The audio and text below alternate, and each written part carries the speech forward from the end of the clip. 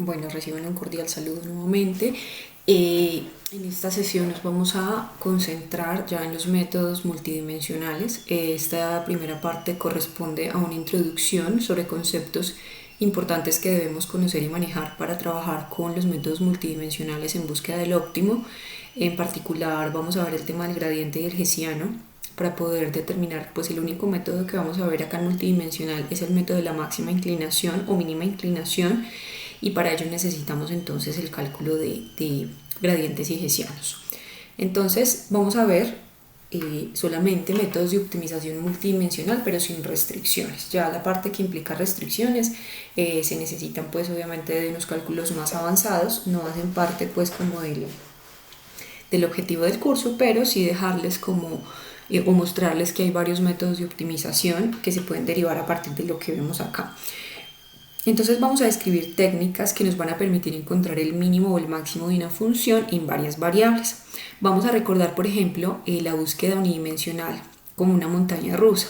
Entonces, si teníamos ya dos dimensiones, la imagen es como de montañas y valles, ¿cierto? Ya lo vamos a ver en una figura. Entonces pasamos de la montaña rusa, ¿cierto?, con máximos y mínimos a agregarle entonces dos dimensiones como imágenes ya de una montaña o un valle. Ya si tengo más dimensiones no voy a poder implementar imágenes y nos vamos a restringir acá entonces al caso de solamente dos dimensiones o de funciones que dependen de x y y, debido a que las características esenciales de las búsquedas multidimensionales se pueden comunicar mejor de una manera visual, ¿cierto? Entonces ya más allá de una función de tres dimensiones no la voy a poder observar en un plano, o sea que si uno comprende esto aterrizado a dos dimensiones ya sabe más o menos qué es lo que está haciendo en un universo multidimensional pues como más grande. Entonces esas técnicas de optimización multidimensional no restringida se clasifican de varias formas. Entonces, para propósitos del presente análisis, vamos a dividirlas dependiendo de si se requiere o no la evaluación de la derivada. Entonces, cuando no requerimos de evaluación de la derivada, vamos a decir que los métodos son métodos sin gradientes o libres de gradiente, ¿cierto? O también denominados métodos directos. Y cuando necesito o requiero evaluar derivadas, los vamos a denominar los métodos de gradiente o métodos de descenso o ascenso. Nosotros nos vamos a enfocar únicamente en un método de gradiente, que es el método de ascenso o descenso. Miremos la figura 14.1 que nos permite visualizar la búsqueda en dos dimensiones en el contexto de una montaña, ¿cierto? O de un valle. Cuando tenemos montaña hablamos de maximización o cuando tenemos un valle hablamos de minimización. Entonces tenemos un mapa topográfico bidimensional de la montaña que corresponde a su gráfica tridimensional en 3D. Entonces acá tenemos como las curvas o los contornos. Observen ustedes acá, yo tendría que verificar si esto corresponde a un máximo o un mínimo. En este caso su representación en 3 dimensiones me permite observar que en este punto alcanzaría un máximo, ¿cierto? O si fuera algo así, como un valle, entonces hablaría de un mínimo. Esto es la idea de la búsqueda. Tengo que mirar cómo, miren que ya me puedo acercar por varias direcciones, ¿cierto?, a buscar ese punto donde tengo como una cumbre. Entonces vamos a hablar de los métodos de gradiente. Entonces, como su nombre lo indica, utilizan de forma explícita información sobre la derivada que me permite generar algoritmos eficientes para localizar el óptimo. Entonces, antes de describir ese procedimiento específico que es el de descenso máximo, ya ustedes pueden mirar en el libro de Chapra otros métodos libres de gradiente, ahí en el mismo capítulo se encuentran. Entonces lo que vamos a hacer acá antes de eso es repasar algunos conceptos y operaciones matemáticas clave. Entonces vamos a hablar de los gradientes y los hessianos. Entonces recordemos que el cálculo de la primera derivada en una función unidimensional nos permite calcular la pendiente de la recta tangente a la función que estamos analizando, ¿cierto? Eso lo vemos nosotros en cálculo diferencial. Y cuando hablamos de optimización, esa información que nos da esa primera derivada es una información bastante útil, porque si la pendiente de esa derivada, si la pendiente de esa recta tangente a la función es positiva, nos va a indicar que al incrementar el valor de la variable independiente, eso nos va a conducir a un valor más alto de la función. Entonces, si yo tengo una función así de tipo creciente y calculo la la recta tangente a un punto que está indicando la derivada. Cuando esa pendiente es positiva me indica que si aumento el valor de la variable independiente de x, entonces también se produce un incremento en la función que yo estoy evaluando. Por lo tanto, la dirección de esa derivada me va a llevar a un punto máximo, ¿cierto? Porque me está diciendo que la función va a seguir o está incrementándose. Entonces, también recordemos que la primera derivada nos puede indicar cuándo se ha encontrado un valor óptimo, puesto que este es el punto donde la derivada toma el valor de 0. Recuerdan ustedes en lo que vimos en unidimensional, la optimización, que utilizábamos las raíces con el método de Newton-Raphson utilizábamos el encontrar las raíces de la primera derivada, porque allí nos indicaba dónde había un valor óptimo, ¿cierto? Entonces eso es lo que estamos mencionando aquí.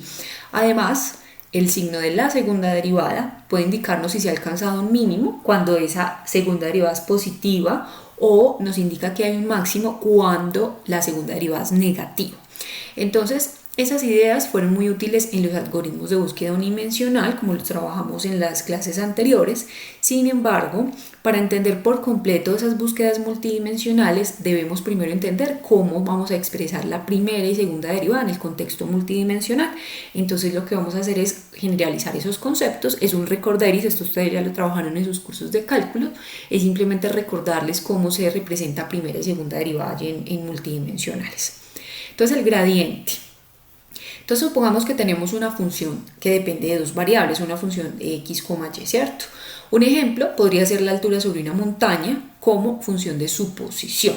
Entonces supongamos que que estamos parados en un lugar específico de esa montaña, ¿cierto? En un puntico A, B.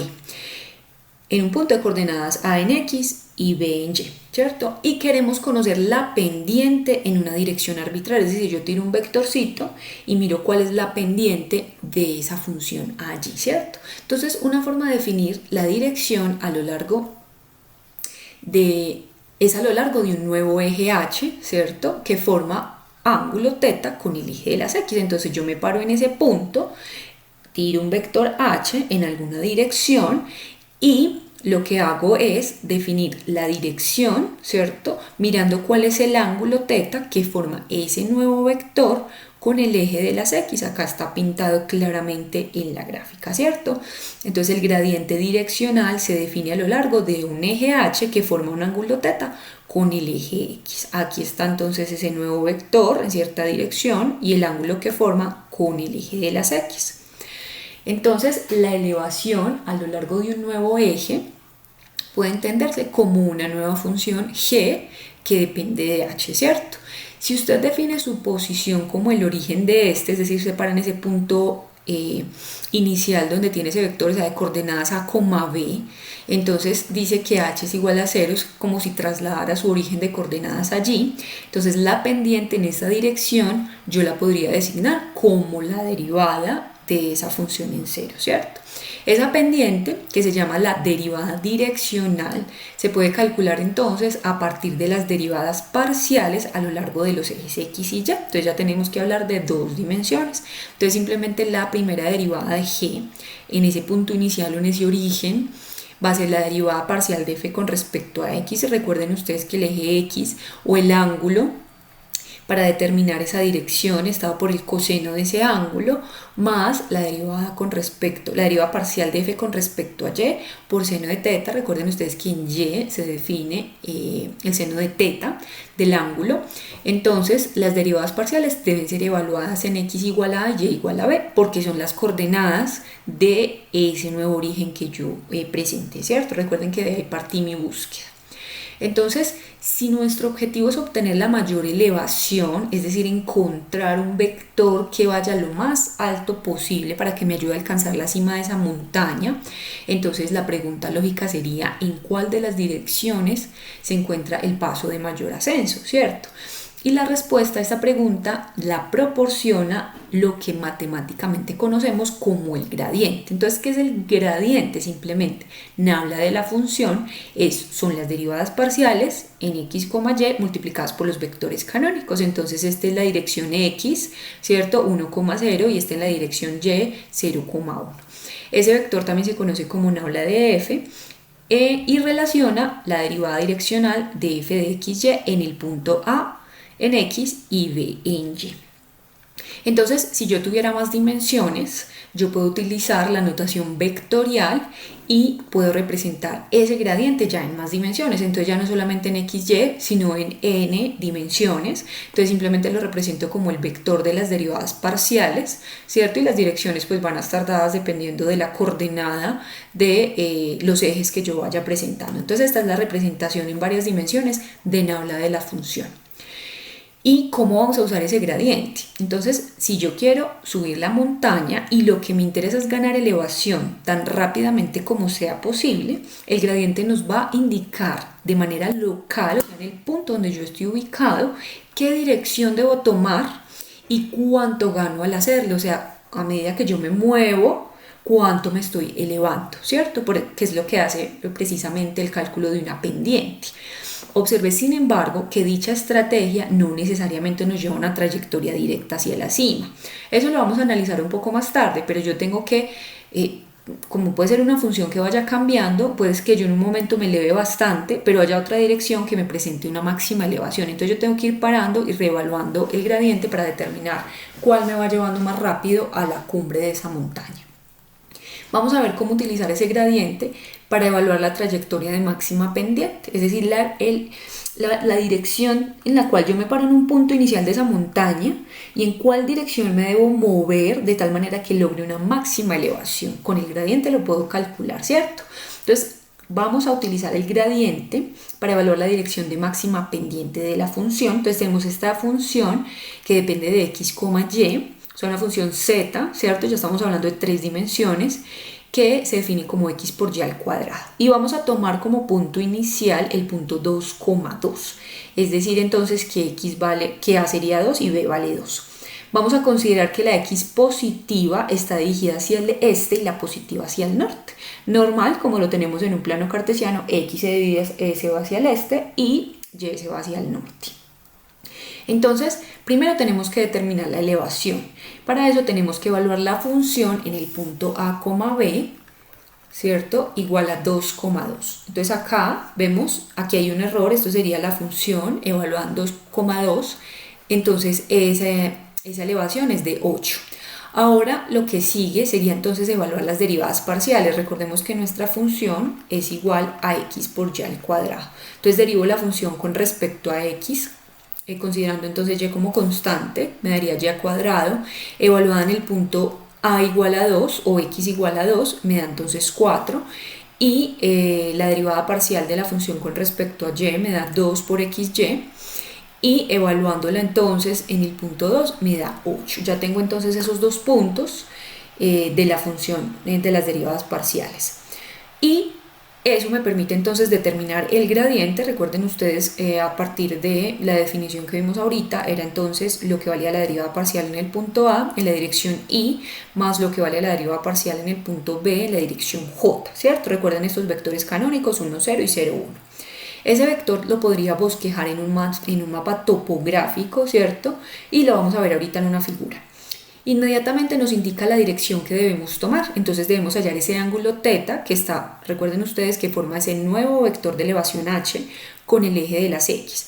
Entonces va a ser la tangente inversa de y sobre x, en este caso y es 8, x es 4, ¿cierto? Y calculando esto entonces obtengo un ángulo de 1.107 radianes, o sea 63.4 grados. Ese sería entonces el ángulo de elevación. Luego tengo que, ojo, con respecto al eje x, ¿cierto?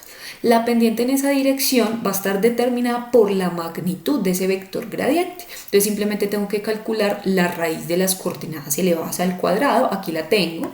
Esa magnitud o la pendiente es 8.944. Recuerden ustedes que la pendiente de una función viene dada como la elevación sobre, o la razón entre la elevación y el corrimiento, ¿cierto?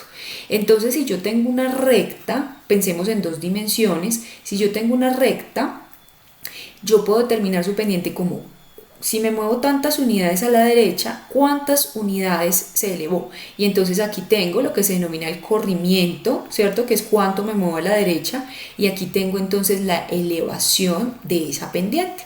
Eso quiere decir que este valor de la pendiente, que estaría sobre 1, me está indicando que por cada unidad que yo me muevo a la derecha en esa montaña, me voy a elevar a razón de 8.94 unidades, llámese metros, kilómetros, etcétera. Eso depende pues como de las unidades en que se esté midiendo, ¿cierto?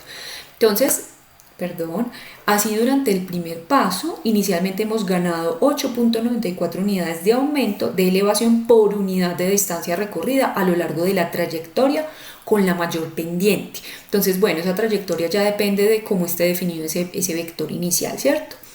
Y podemos observar que la ecuación 14.1 nos va a dar exactamente el mismo resultado. Recuerden ustedes, esta función g' en ese punto 0 que considere como punto inicial, que es el punto 2,2, entonces será igual a x por el coseno del ángulo y 8 por el seno de ese ángulo. Entonces yo ya encontré ese ángulo a partir de la tangente inversa de y sobre x, y eso efectivamente me vuelve a dar el valor de esa pendiente, por eso es el gradiente, ¿cierto?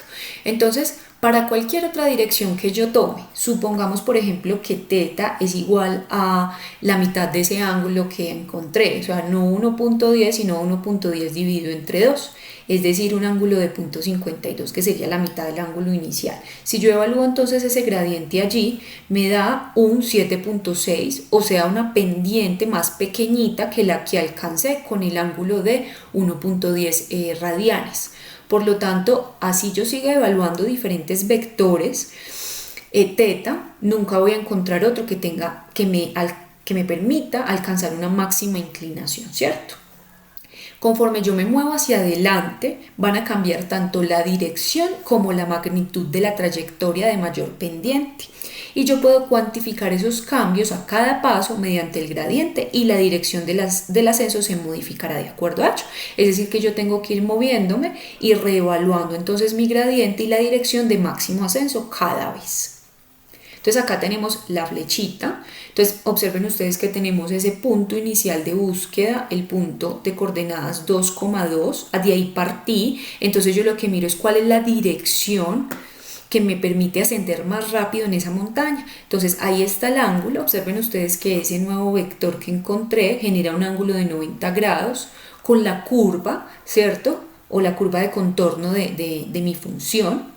Entonces me está presentando por dónde me debo ir para alcanzar la máxima elevación.